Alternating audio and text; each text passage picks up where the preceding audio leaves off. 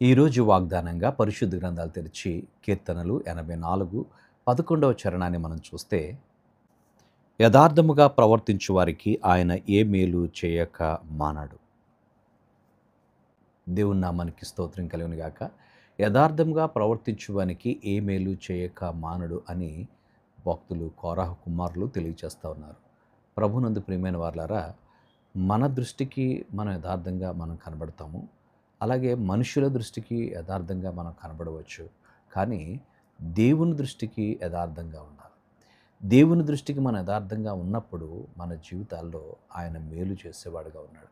చాలాసార్లు మనం ఏమనుకుంటామంటే, నేను చాలా యథార్థంగా ఉన్నాను అని మనకు మనం అనుకుని, అయినా నా జీవితంలో నేను ఇంత యథార్థంగా ఉన్నా నా జీవితంలో ఏ మేలు కలగలేదే అని అనుకుంటాం.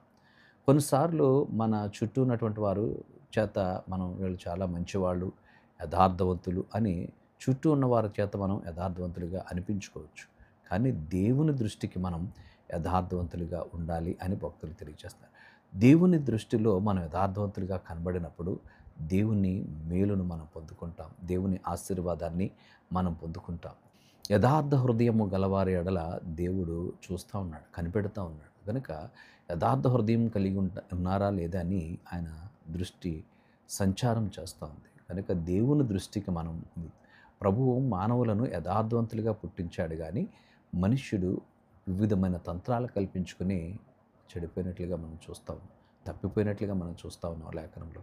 కనుక దేవుని దృష్టికి ఎవరైతే యథార్థవంతులుగా ఉంటారో వారిని దేవుడు మేలు చేత తృప్తిపరిచి నిండారుగా దీవించేవాడుగా ఉన్నాడు. దేవుని దృష్టికి మనం యథార్థంగా జీవించడానికి మనం పూనుకోవాలి, ప్రయత్నం చేయాలి.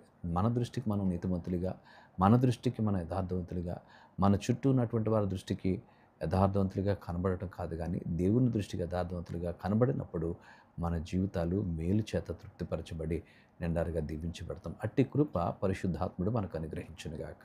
పరిశుద్ధుడా, ఈ కొద్ది మాటలు మా వెనుకల్లో దీవించండి.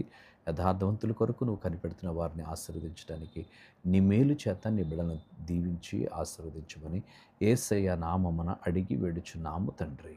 ఆమేన్.